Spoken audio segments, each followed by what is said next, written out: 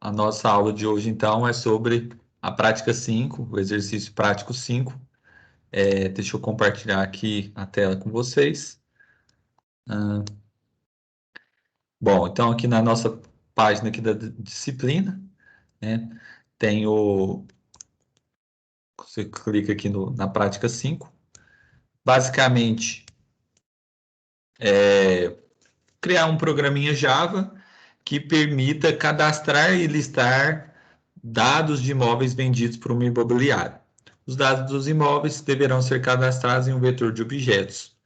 Código do imóvel, endereço, descrição, número de quartos, tamanho do imóvel, metros quadrados, número de vagas de garagem e o valor. O programa deverá ler dados informados via teclado pelo usuário. Então, vocês devem usar aí aquela classe scanner, né, da linguagem Java. Então, deixa eu só colocar aqui no chat também, para vocês terem acesso, né, a esse PDF. Então, para quem chegou aí um pouquinho depois, eu só estou falando aqui para que eu vou dar um tempinho para vocês implementar esse programa. Ah, mas como é que eu posso fazer? Eu tenho que criar um menu? Sim, você vai precisar criar um menuzinho lá dentro do main, né? Você pode criar um menu lá. Pode usar um do while, dentro do while colocar um switch case, igual a gente vem fazendo mesmo. E aí, criar um vetor de objetos, então vai ser um vetor de imóvel, né? Basicamente. Então, é como se você tivesse algo do tipo, assim, ó. Imóvel, array, né? Então, aqui seriam os seus imóveis. Você vai ter um array de imóvel, sendo que aqui você vai criar a classe imóvel e vai colocar as informações, né? Endereço do imóvel, que pode ser uma string, pode ser um string, a descrição, número de quartos, né? Então você vai ter que armazenar isso. E aí, olha lá, para cada atributo, você vai pensar, nossa, isso aqui é mais adequado declarar ele como inteiro, ou não, isso aqui é mais como um string. Então, por exemplo, o número de vagas de garagem pode ser um int, pode ser um inteiro. Agora, o valor do imóvel pode ser o quê? Um double, por exemplo, né? O endereço pode ser um string, se quiser, ou pode até criar uma classe endereço, tá? Só que aí pode, lembrando da aula de terça que a gente teve sobre associação entre objetos, então você pode ter dentro da classe imóvel um atributo que é do tipo endereço. Então você pode ter uma classe endereço, um objeto do tipo endereço que vai ficar dentro do objeto imóvel. Então, você pode criar, sem dúvida, uma classe endereço e colocar, por exemplo, informações de endereço, como CEP, rua, cidade, número da casa, sem dúvida, bairro. Se você quiser colocar um endereço bem completo, o país, né? Todas as informações de endereço, ao invés de armazenar num string, por exemplo, né? Só que aí você teria que, por exemplo, aqui, deixa eu criar aqui uma classe Java aqui qualquer, só para vou chamar ela de endereço, né? Endereço.java, que eu tenho que selecionar no meu Notepad mais aqui, que ele é um Java Source File. Então você vai ter algo assim, ó, public class endereço. E aí você pode criar uma outra classe, por exemplo, imóvel, né, que a gente está falando. Então, imóvel.java. Depois eu vou mostrar o código com mais detalhes. Por enquanto, eu só estou dando umas dicas de programação aqui. Então, você pode criar aqui, ó, sua classe imóvel, por exemplo. E aí você pode ter lá, olha, private integer número de quartos. Ou private integer número de vagas garagem. Até usando o padrão camel case, tá vendo, pessoal? Acabou a palavra, a próxima letra, letra maiúscula. poderia colocar o valor do imóvel. Aí é melhor usar tipo um double, né? Aí, por quê? Porque aí é o valor desse imóvel, quanto que ele custa. Como pode ter casas decimais, né? Que seriam o valor em centavos ali também, né? Todo o valor, né? Do imóvel, reais e a quantidade de centavos também. Então, por isso que eu usei double. Agora, por exemplo, eu poderia criar aqui, ó, um atributo do tipo endereço. Tá vendo? Eu faço uma composição de objetos. Só que aí dentro da classe endereço, o que que eu vou ter que ter? Aí eu tenho que ter um detalhe do endereço, por exemplo, poderia colocar, vamos pôr CEP, né? Todo endereço tem um CEP. Todo endereço tem um bairro. Todo endereço tem uma cidade. Tem também um país. E eu posso colocar que tem o número, no caso, o número do imóvel, né? O número da casa lá, né? Como se fosse o número do imóvel ali, né? Então, eu posso falar também a rua. Que rua que a pessoa mora? Então, tá vendo? Tem muitas atributos de endereço. Então, por isso que se você quiser uma coisa mais complexa, uma mais completa, um endereço mais completo, eu sugiro você fazer desse jeito, você ter um atributo endereço dentro da classe imóvel.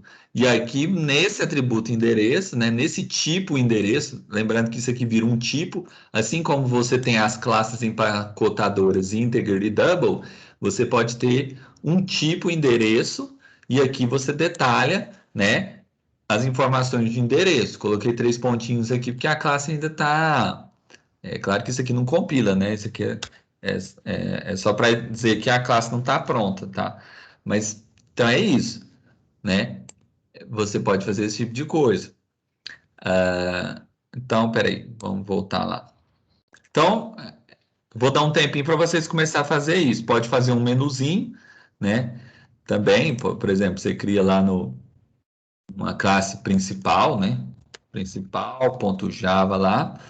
E ali dentro, dentro dessa principal, você cria seu menu, né? Então, vai ser a classe que contém, né, o nosso método main.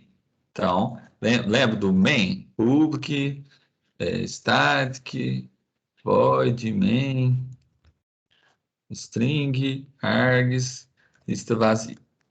Beleza. Isso aqui tem que meio que. Tanto você faz programa Java, você até decora essa assinatura mesmo, que é o método main. E aí você vai colocar um menu aqui dentro, né? Então, aqui você vai fazer um menu.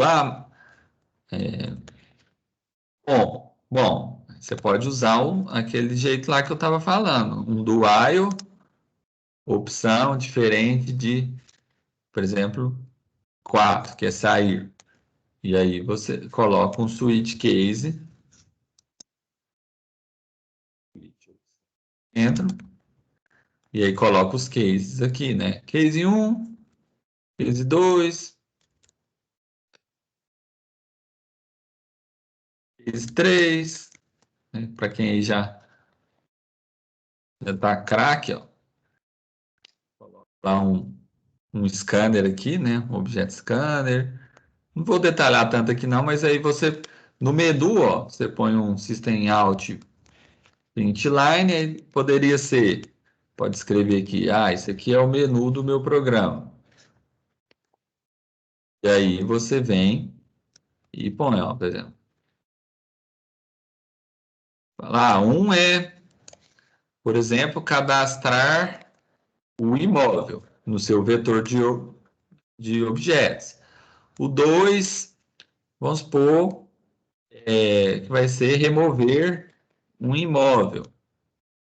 O outro, por exemplo, vai ser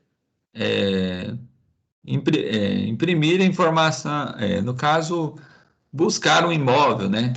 E imprimir as informações dele. Alguma coisa assim. E o 4, sair. Então, aqui é a opção diferente de 4. Só que aí você vai ter que ler né, com scanner, ó. Você dá um next int aqui, lê a opção, obviamente eu tenho que declarar primeiro o objeto scanner, ó, new scanner, system.in, faltou um S. Faltou também, né, importar a classe scanner, o pacote Java útil. Então, é mais ou menos isso que vocês vão ter que fazer, não esquecer, cada case tem um break, né, pessoal? Senão vai invadir o break lá na baixo, né? Então, o break é o comando justamente para falar, olha, o case vai até aqui, né? O case 2, o case 3 vai até aqui e somente até aqui. Então, deixa eu... Antes de eu dar esse tempinho para vocês implementarem, só algumas informações, né? Na semana que vem, a gente tem a apresentação do trabalho, do primeiro trabalho, que, que será na próxima quinta. E aí eu vou estar daqui uns dias eu quero, ou ainda hoje, não sei se der tempo, eu quero passar para vocês a relação, a ordem de apresentação dos grupos, né? Então, cada grupo vai ter ali, não sei se 15, 20 minutos para poder fazer essa apresentação no Teams aqui para mim. Vai ser no horário de aula, vai ser na quinta-feira, né? Então, em vez da gente fazer outro exercício prático, cada grupo vai ter ali a sua janelinha para ele apresentar. No caso aqui no Teams para mim, né? Na verdade, eu vou pôr, pessoal, só para vocês entenderem como vai ser essa apresentação, eu vou colocar um roteiro. Então, assim, tem o trabalho, certo? Que vocês implementaram, e aí eu vou colocar um roteiro de avaliação no site da disciplina. E a partir desse roteiro vai ter os dados de teste que vocês têm que imputar, né, no seu programa ali, para ver se o seu programa está gerando a saída correta, o esperado ou não pelo professor. E aí, em cima desse roteiro, eu faço a análise do quão correto está o programa de vocês e dou uma nota. Então, funciona mais ou menos assim. Para cada trabalho, eu tenho um roteiro de avaliação com os dados de teste, que são os dados que vocês vão colocarem, né, vão digitar aí no programa de vocês, para eu conseguir avaliar, né, se o programa de vocês está dentro da normalidade, fazendo as coisas corretas, tá bom? E eu devo colocar não só a ordem de apresentação dos grupos, mas também esse roteiro assim que possível. Ah, sim, o monitor, o Washington, né, que é o monitor daqui da turma também, né, até lembrando, pessoal, né, que os monitores, né, o, quem tiver dúvidas, tem um monitor, né, o Washington tá presente aí para tirar dúvidas também, né, e até vou passar agora para ele aqui, né, o site da disciplina. Bom, tá aí o Washington, esse aí que é o link, né, que tem as informações dos trabalhos, né? A especificação do trabalho 1, que é para 1º de julho, tá vendo? É sobre produtos de estoque. É muito parecido com a prática 5, só que com outras coisas, tá vendo? Com mais informações. Tem mais coisas para fazer. Na verdade, a prática 5 é sobre imóvel, né? E esse aqui é sobre produto. Na verdade, não tem nada a ver. Beleza. E aqui o exercício prático 5, que é o que a gente está vendo aqui. E logo após a aula eu coloco a videoaula para a próxima turma, né? Que eu disponibilizo essa aula no YouTube. Beleza, então, pessoal, vamos fazer o seguinte. Vou dar um tempinho para vocês, né? Começar aí a tentar fazer a atividade, a prática 5, implementar isso de fato, esse cadastro de imóvel, de endereço de imóvel, essas coisas. E criar lá, né? Não esquecer de criar seu vetor de objetos. Então, você vai ter que criar lá um vetor, algo assim do tipo, sabe? É, imóveis, vamos supor que você vai permitir cadastrar, sei lá, vamos pôr aí 50 imóveis, já que ele não falou nada. Então, é um vetor de imóvel, tá vendo? E aí você vai jogar todos os imóveis, né, todos os objetos que você for criar, você cria, dá um new no objeto e depois joga dentro desse vetor de objetos. Então, vou dar um tempo para vocês quebrarem um pouco a cabeça. Dúvidas, vocês mandem aqui no chat, pode perguntar aqui para o Washington também, que ele está aqui presente na nossa aula, tá bom? Então, até daqui a pouco, então. Façam aí a atividade.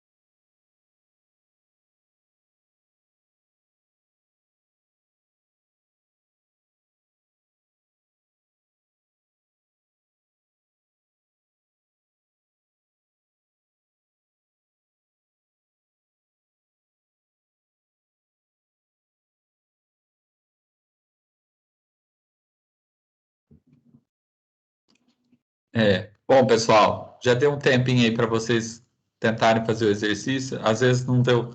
Eu sei que às vezes vocês ainda devem estar terminando, alguns já terminaram, mas ainda outros ainda estão fazendo o programa. O programa é meio extenso mesmo. Eu peguei aqui um código, né, de um aluno do semestre anterior e eu vou explicar o código dele, que vai ser bem útil aqui nesse exercício. Então, bom, vamos. Basicamente, é isso que eu quero, mais ou menos, que é para fazer no exercício mesmo. Então, vamos passar por esse código, que aí a gente vai vendo o jeito que ele fez. Podemos também, eu vou explicando o passo a passo que ele fez e, enfim, como alguma coisa assim também, como que a gente faria para modificar o programa dele, se fosse usar um vetor de objetos, ao invés de um array list, por exemplo, entendeu? Então vamos por partes. Primeiro, o que ele fez, né? Ele criou uma classe de imóveis e aqui ele colocou as informações do imóvel, né? Então ele colocou o código do imóvel, ele declarou como string, tá? Às vezes é porque ele também pensou que o código podia ter letras e números, então ele declarou como string, não tem problema nenhum. O endereço, ele preferiu não detalhar tanto, ele declarou como simplesmente uma string, tá bom? Ah, mas ele poderia ter declarado como um atributo endereço aqui, igual você estava explicando. Sim, poderia. Fica até melhor, né? Na verdade, você criar um objeto endereço dentro da classe imóveis, né? E aí vai ser do tipo endereço, igual eu estava explicando. Bom, mas aqui, por questão de para simplificação mesmo, ele vai colocar o endereço do imóvel numa string gigante, onde vai ter rua, se é casa, qual que é o bairro, enfim, às vezes ele não vai entrar tanto em detalhes, vai falar mais o número da casa, a rua, né? Se você quiser um endereço bem detalhado, com CEP, país, bairro, tal, aí eu sugiro criar um objeto do tipo endereço aqui. Beleza, mas vamos simplificar por enquanto. A descrição do imóvel, aquela, aquela velha descrição, né? Igual quando você vai alugar imóvel, tem aquela descriçãozinha, o imóvel fica perto da escola tal, da igreja tal, enfim. O número de quartos, número de metros quadrados, aqui ele colocou como inteiro esses metros. Eu não colocaria como inteiro, não, né? Eu acho que teria que ter colocado como double, tá? Porque, por exemplo, pode ser o apartamento. Geralmente se bem que tem muito apartamento que fala, não, é 62 metros quadrados, é 50, é mais inteiro mesmo. Dá para armazenar muita coisa inteiro mesmo. Pode ser, não chega a ser problemático, não. Porque não precisa armazenar as casas decimais, não, dependendo, né? A garagem, o número de garagens do imóvel e o preço. Agora, o preço ele colocou como double. Realmente o preço tem que ser double, porque tem as casas decimais. Bom, ele declarou primeiro o construtor padrão, né? Que é aquele que não recebe nada como parâmetro e também não tem código no construtor. E aqui ele declarou um outro construtor dentro dessa classe imóveis que recebe todos esses atributos aqui. Código, endereço, descrição, tá vendo? Ele vai colocando, ele vai tipando cada atributo. Então, cada parâmetro do método construtor, você tem que falar o nome do parâmetro e o tipo. Ó, tipo, nome do parâmetro. Tipo, nome do parâmetro. Você tem que falar o tipo e separar isso por vírgula. Porque você está programando em Java. Se você estivesse programando, por exemplo, em Python, você não precisa informar o tipo, não, mas no Java precisa você falar o tipo dos parâmetros. Porque o Java é uma linguagem fortemente tipada, né? Então, tudo você tem que declarar o tipo. Por exemplo, você vai declarar uma variável, você tem que falar o tipo dela. Se você vai declarar um parâmetro dentro do método construtor, você tem que falar os tipos desses parâmetros. E aí ele vai separando isso por vírgula, tá vendo?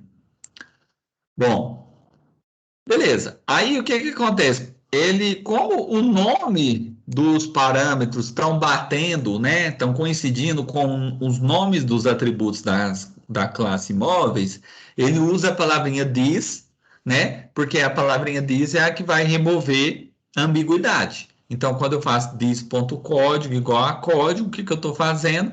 Eu estou falando que o meu código, o meu atributo da classe móveis, o meu código, vai receber o conteúdo que veio do parâmetro do método do construtor. Por quê? Porque tá vendo que tem um igual aqui? Esse igual é um comando de quê? Atribuição. O que que faz um comando de atribuição? O próprio nome indica. Atribui um valor a uma variável. Então, ele está pegando o valor que está armazenado aqui dentro dessa variável código e copiando para essa outra variável de classe aqui, entendeu? Então ele vai, é como se ele pegasse tudo que veio no método construtor e fizesse uma cópia, copiasse o conteúdo para essas outras variáveis aqui de classe. Beleza.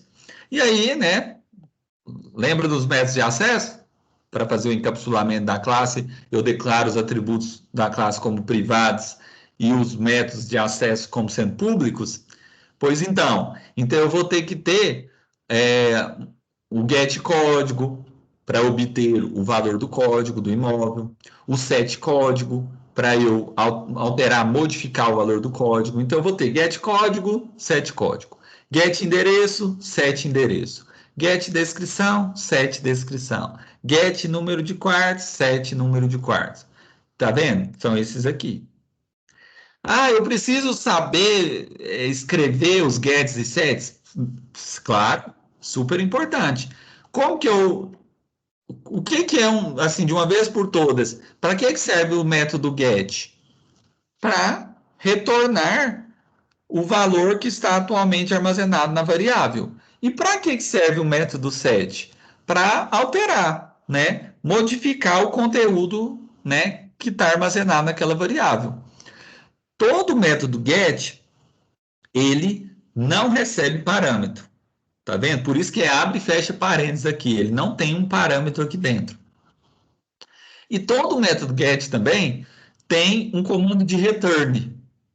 Por quê? Porque ele não retorna o valor que está armazenado na variável. Então, por isso que ele tem que ter o comando de return.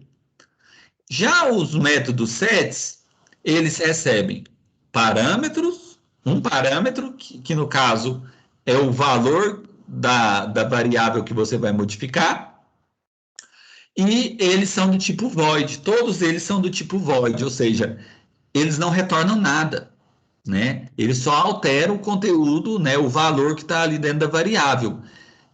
E eles não têm comando de return. Todo método set não retorna nada, eles são do tipo void, então eles não têm comando de return dentro deles. Então, por isso que ele faz um this.código para se referir a esse atributo de classe e vai pegar aqui o conteúdo que foi passado, né, como parâmetro do método setCódigo. Então, ele vai fazer uma cópia para aqui, para essa variável aqui de classe. E assim ele faz com todo mundo, ó. Get endereço, set endereço, get descrição, set descrição. Uma coisa que é importante notar, pessoal, é que é o tipo de retorno. Como o código é string, então o get código vai ser string o tipo de retorno. Só que, por exemplo, se você pegar o método get preço, ele vai retornar um double, porque preço é uma variável do tipo double. Então, vamos lá no get preço para vocês verem. Get preço não retorna string, ele retorna double. Por quê? Porque preço foi declarado como double. Por exemplo, o get garagem também não retorna string, ele retorna um integer. Então, se você for lá no método get garagem, ele vai retornar um integer, certo? E outra coisa, ele vai receber no método set um integer, porque garagem foi declarada como o quê? Como inteiro. Então, tá vendo? O tipo que você declara aqui vai te dizer muito como que você vai criar o seu método get set, né? Percebe? Beleza. Então, agora vamos para a classe principal mesmo do nosso programa, é aquela que, né, vai conter o nosso método main, né, é a que vai ter o nosso menu.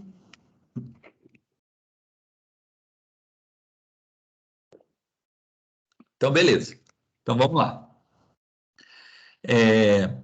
Aqui na classe principal, então, ele coloca lá o método main e ele importou lá a classe scanner, né, que vem lá do pacote Java útil, que ela, né, como todos sabem, é a classe que já foi implementada por outros desenvolvedores que vai permitir você ler dados via teclado, né?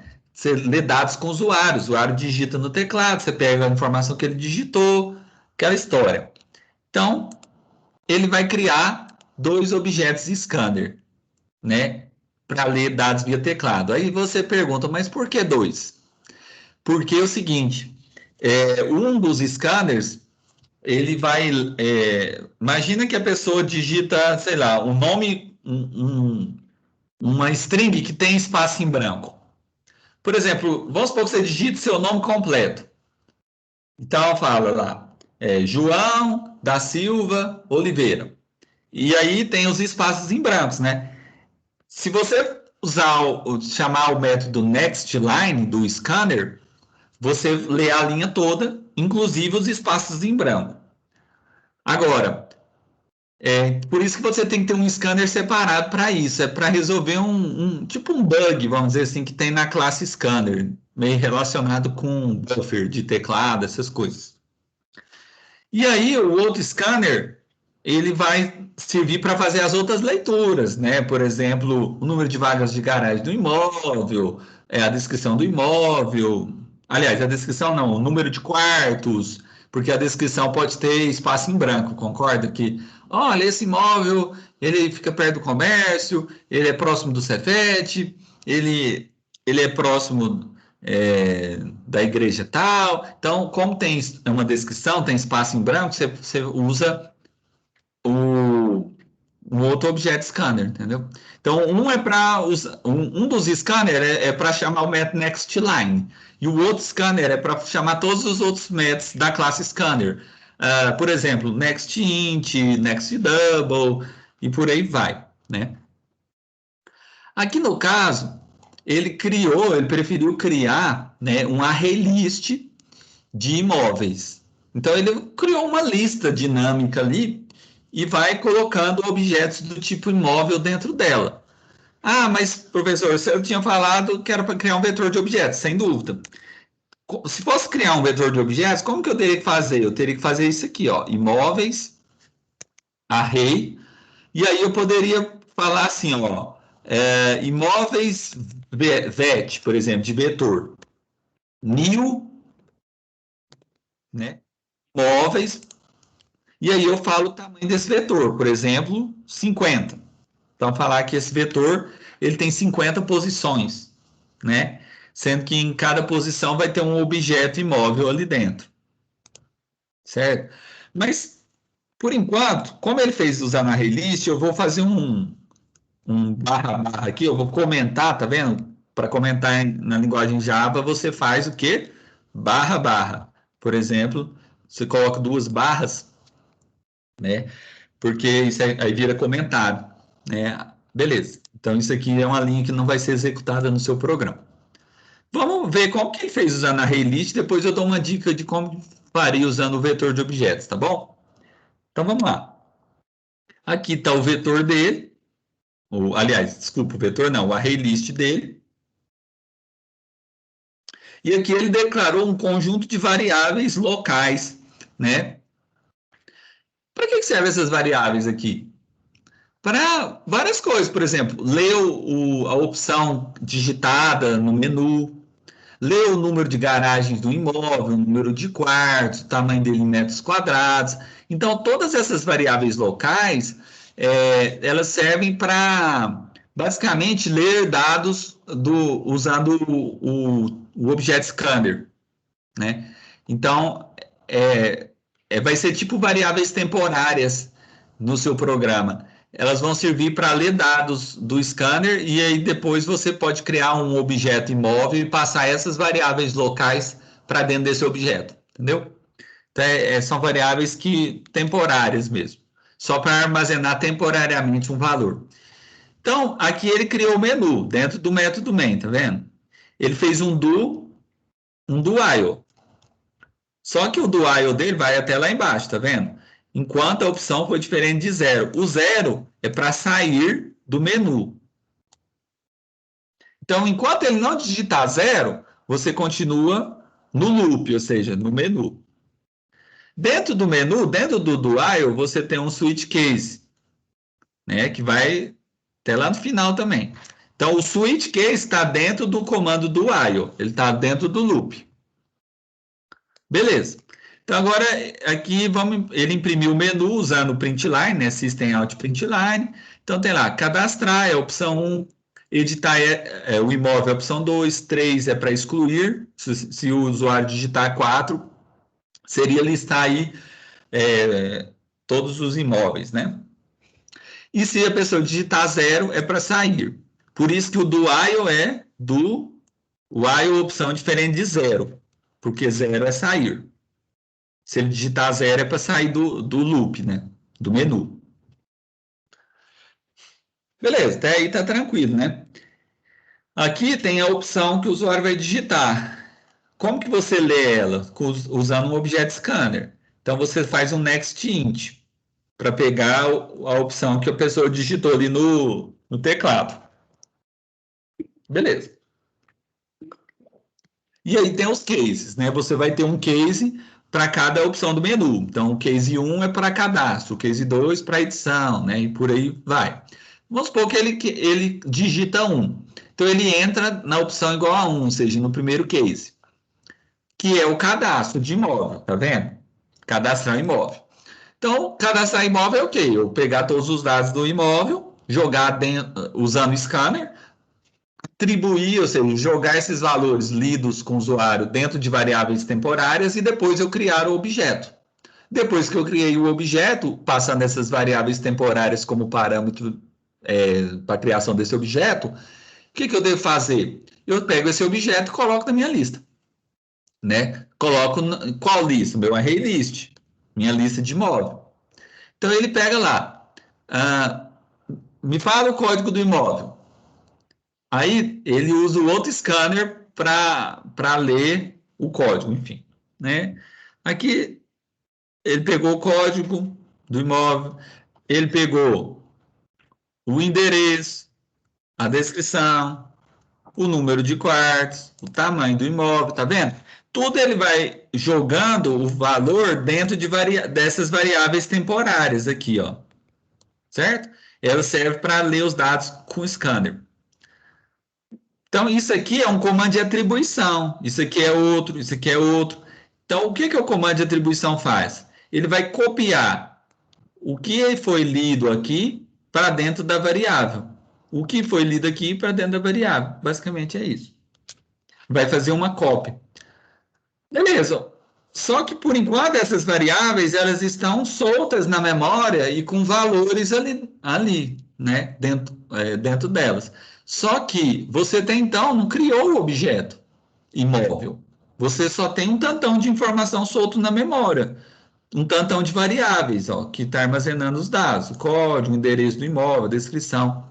Então, o que ele vai fazer? Ele vai criar o objeto. Então, na linha 70 aqui, da tela aqui, aí sim, ele faz um new imóvel, tá vendo? Então, ele vai chamar a classe imóveis. Na verdade, essa classe ficou um nome esquisito, poderia ser imóvel no singular, ficaria melhor. Tá? Ele chamou de classe imóveis, poderia ser imóvel no singular, fica mais claro. Né? Então, ele cria um imóvel, porque ele vai criar um por vez, né, pessoal? Ele não vai criar vários imóveis de uma vez, ele vai criar um imóvel por vez, ele vai cadastrar um por vez. Por isso que eu sugeriria, né, ele declarar a classe no singular, né, simplesmente imóvel. Então, ele cria o imóvel, tá vendo? Ele passa um conjunto de variáveis locais para dentro do construtor do objeto. Tá vendo? Isso aqui você está chamando Qual construtor? Esse construtor aqui, o segundo construtor. E aí, um detalhe, né? Tem que ser a mesma ordem que você passar aqui, é a mesma ordem daqui? Sim. Então, você tem que obedecer a ordem que foi definida no método construtor. Ele fala que primeiro é o código e depois o endereço. Você não pode inverter, passar primeiro o endereço do imóvel e depois o código, senão vai dar problema aqui. Por isso que ele passa o código e depois o endereço, e não inverte. Ele não vai fazer isso aqui, endereço e código, porque senão vai ficar invertido, certo? Então, beleza. Código, depois o endereço, para não obedecendo, né, a ordem definida no método construtor. Criou o objeto. O que, que ele faz? O objeto está solto na memória.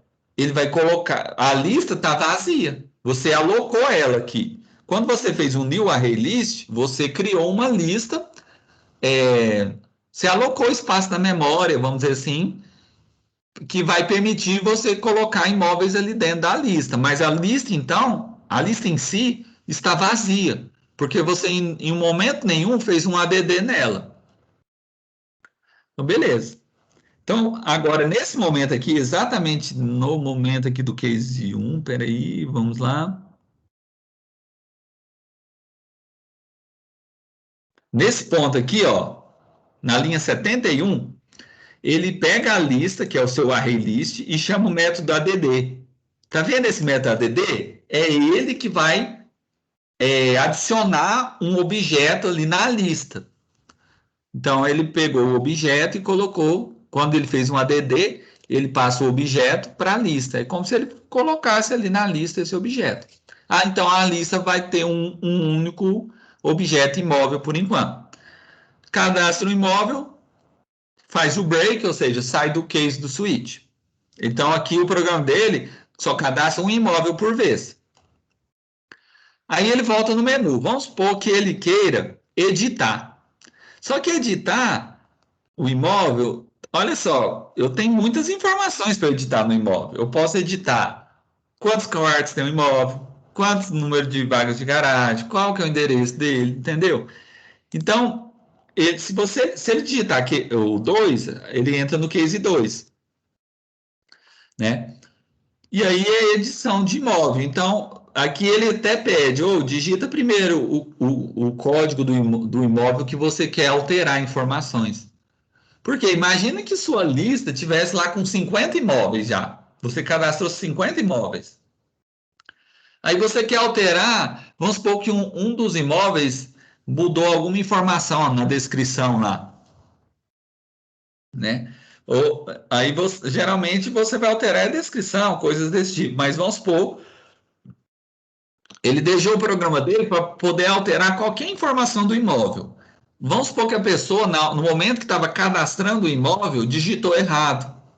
O imóvel tinha 3 quartos e a pessoa falou assim que é 2. Vamos supor que ela digitou errado no momento de cadastro, então ela quer alterar isso. Não, esse imóvel não tem 2 quartos, não, ele tem 3 quartos. Tal, né? Então, qual é o código do imóvel? Você digita o código. A partir desse código, você busca no array list até encontrar o imóvel.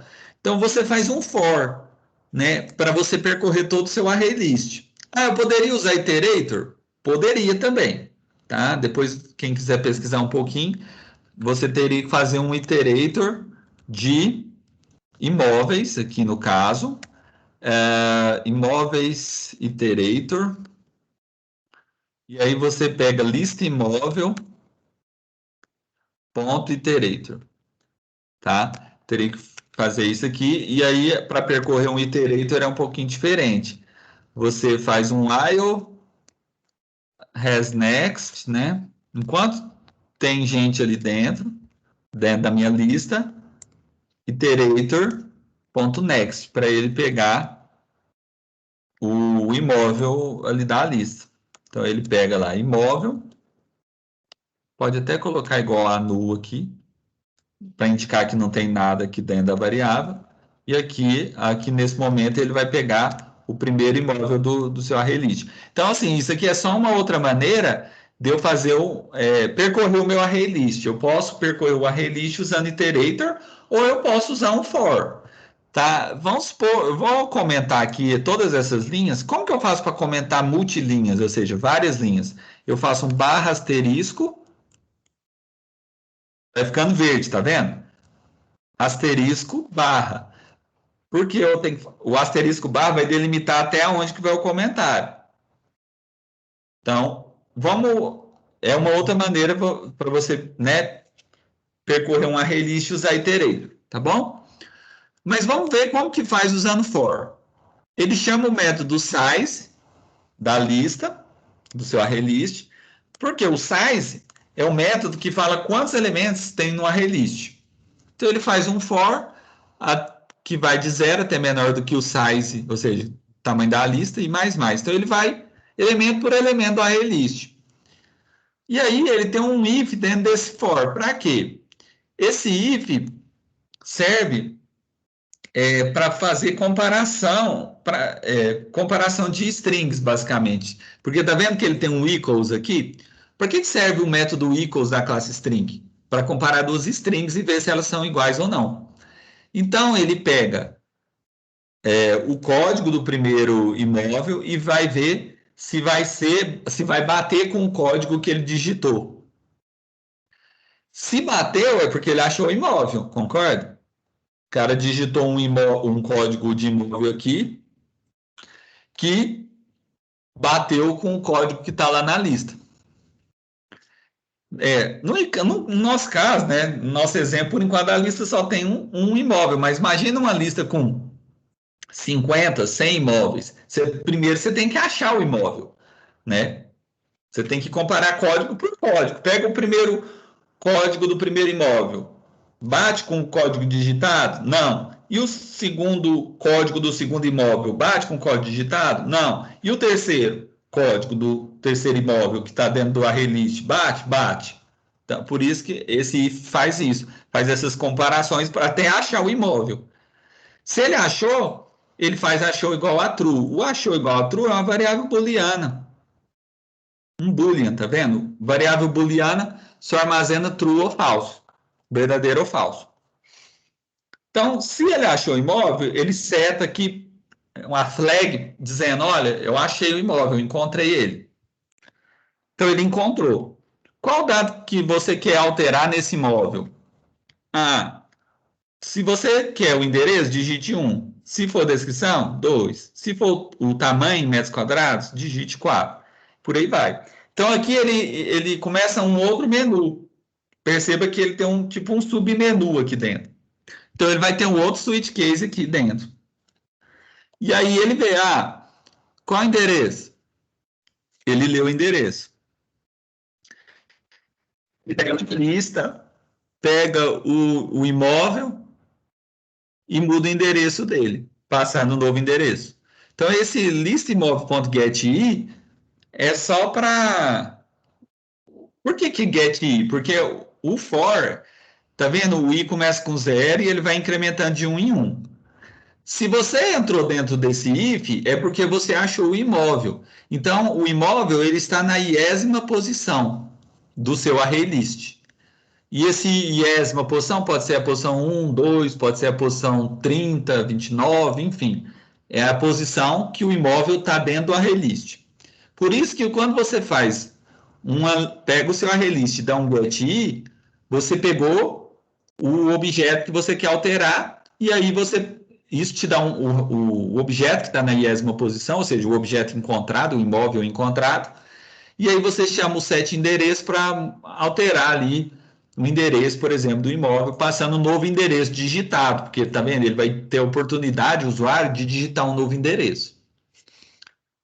Bom, cada case vai ser para uma propriedade diferente do imóvel. O imóvel não tem endereço, descrição, quartos, metros. Então, por exemplo, o segundo case é para alterar a descrição. O terceiro já é número de quartos. O quarto, o tamanho, tá vendo? Só que o que muda de um case para o outro? Todos eles vão fazer lista imóvel.getI. Só que o método set que vai modificar, ó. Aqui não é para alterar o número de quartos, então é 7 quartos.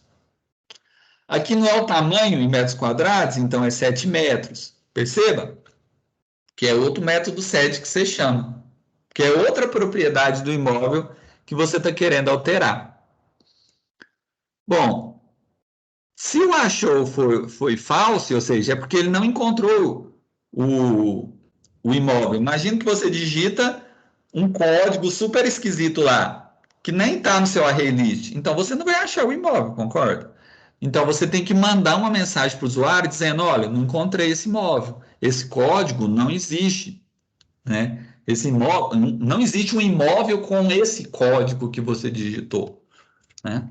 Dentro do meu array list. Beleza. Lembra que a opção no primeiro menu, esse menu maior. Então, na verdade, você tem um menu e dentro dele você tem um submenu, né? Se você digita 3, que é excluir, você entra no case qual? No case 3 aqui, ó. Excluir imóvel, não é? Como que eu faço para excluir um imóvel? Eu tenho que achar ele primeiro, não tem jeito. Imagina que tenha 50 imóveis lá, eu tenho que primeiro achar o imóvel que eu quero excluir. Uma vez que eu acho ele, eu vou e removo ele do meu array list, mas eu preciso achar ele primeiro. Então, primeiro a pessoa fala: olha, qual que é o código do imóvel que você quer excluir? E aí ela lê o código usando next. Next é para ler uma string, né? O next int do scanner lê um inteiro, por exemplo, número de quartos. O next flow, o next double pode ler o valor do imóvel, quanto que ele custa o imóvel, por exemplo, certo? Então vamos lá. Ele faz um for, certo? Na lista, no seu array list, né? Então por isso que ele chama o size do array list, para varrer todo o array list. E ele coloca um if aqui dentro. Para quê? Para fazer as comparações e encontrar o código. Ele vai comparar o código digitado com o código que está dentro do array list, né? Ou seja, com os vários códigos, na verdade, de vários imóveis que está dentro do array list, né? Se ele achar, ele achou o imóvel. Por quê? Aqui é esse list imóvel.get código vai dar o quê? O código do objeto que está dentro do array list, na iésima posição. Se ele encontrar, ou seja, for igual ao código digitado, ele achou o imóvel. Então ele seta a variável booleana como achou igual a true para indicar: olha, eu achei o imóvel. O que ele vai fazer? Ele vai guardar qual é a posição, né, desse imóvel. Basicamente, na verdade, ele poderia fazer simplesmente isso aqui, ó. Ele faz só isso aqui, posição igual a i. Por quê? Porque em vez de pôr aquilo tudo, aqui eu não tô, o i não está sendo incrementado dentro do for. Então, quando ele acha o imóvel, ele está na iésima posição. Então, você vai guardar essa posição dentro da variável inteira. Se achou o imóvel, você pega no ArrayList e você chama o método remove. O método remove do ArrayList, ele recebe um int, que é a posição dentro do ArrayList que você quer remover o objeto. Então, se você passa a posição, ele vai lá naquela posição dentro do ArrayList e remove o objeto que está naquela posição do ArrayList. Então, vamos supor que o objeto que você queira remover está na posição 3. Então, se você põe remove 3, né, e passa 3, o número 3, ele vai pegar qual o objeto que está na posição 3 do meu array list. E aí ele pega e tira ele de lá, do array list, entendeu? E exclui o imóvel. Então, basicamente é isso. Agora, por exemplo, o próximo opção do menu seria listagem. Só que esse listar é listar todos os imóveis. Então, como que ele faz essa listagem? Ele pega lá, faz um outro for, tá vendo? Começa zero, ou seja, na primeira posição. Lembra que em Java, em vetor, tudo a posição é zero, né? A primeira posição é a posição zero. Então ele pega lá o size do imóvel. Então, ele vai de I até menor que size, né? De 0 até menor que size, ou seja, para ir até a posição N-1, ou seja, a última posição. E aqui ele sai listando todos os imóveis que estão dentro do array list. Como? Ele pega o array list, dá um get na iésima posição e vai. Nesse momento, ele pega o objeto. Quando ele tem o objeto em mãos, ele pode fazer um get código, um get endereço, um get descrição e por aí vai. Bom, aí se ele digita a opção, sei lá, 99, não tem no menu, aí ele cai na cláusula default, que é a cláusula para falar, tipo, opção inválida, essas coisas. Então, essa foi o exercício, né? Assim, basicamente, a prática 5 seria fazer isso, né? Tá certo que eu expliquei aqui, mas com uma array list. Se fosse usar vetor, assim, muda algumas coisinhas, né? Por exemplo, você não vai chamar o método add, né?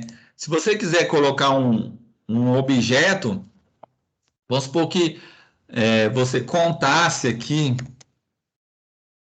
seria quantos objetos tem dentro desse vetor.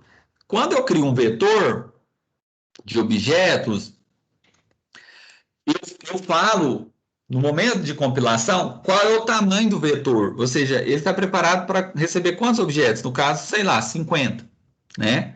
Se eu aumentar para 100, ele consegue cadastrar 100 imóveis. Vamos supor que é 50, tá?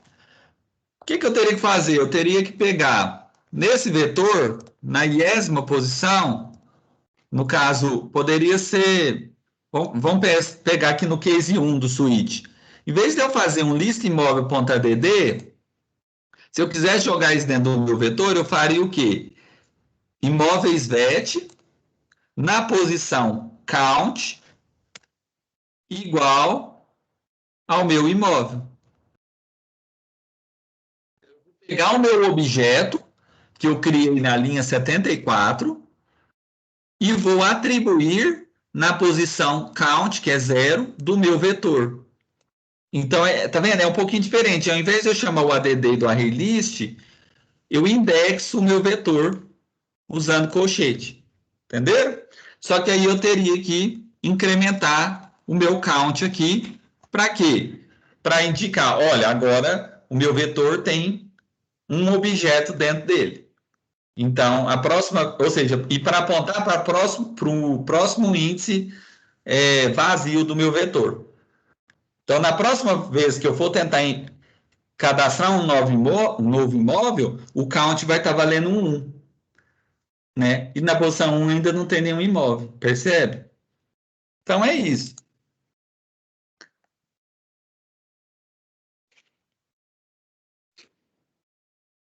Bom, pessoal, então basicamente por hoje é só, tá? É, o Java, né? Teve uma pergunta aí, né, sobre limpar o buffer do teclado. A verdade é que essa classe scanner ela é muito problemática, sabe, Gabriel? E assim, realmente existem várias maneiras assim que assim a gente tenta até nos fóruns, né? Como que limpa esse buffer e tal, mas é muito assim, nunca você acha um código que assim que explica muito bem como remover esse buffer, limpar esse buffer, sabe? Então, o melhor mesmo é criar dois scanners mesmo. É uma classe que não é tão simples assim, simplesmente chamar um método, limpa o buffer, sabe? Não é simplesmente dar um flush lá, sabe? Diferente um pouco. Então, por isso que eu acabo criando dois scanners mesmo. Não tem problema vocês criar dois scanners no trabalho, nos trabalhos práticos, não, porque isso é meio que um defeito mesmo do scanner, da classe scanner, não do Java, da classe scanner que é meio bugada nessa parte de buffer de teclado.